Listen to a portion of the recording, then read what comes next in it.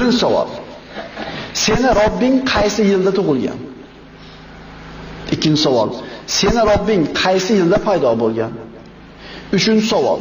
Robbingdan avval hech kim bo'lmaganini isbot qilib ber aql bilan.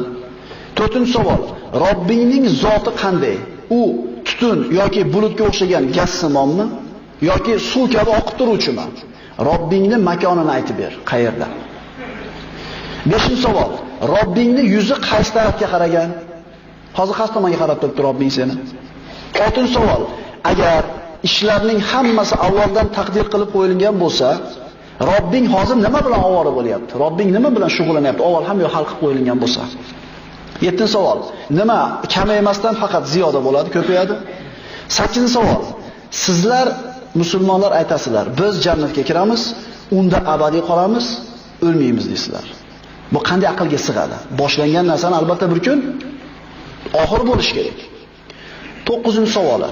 Agar Robbing bor bo'lsa, uni menga ko'rsat. 10-savoli. Shayton olovdan yaralgan. Qanday qilib olovdan yaralganini yana olov bilan azoblash mumkin? 11-savoli. Agar hamma ishlarni Alloh avvaldan taqdir qilib qo'ygan bo'lsa, nima uchun bandalardan shu ish sodir bo'lsa, gunohiga jazo, savobiga mukofot beradi? 11 savol.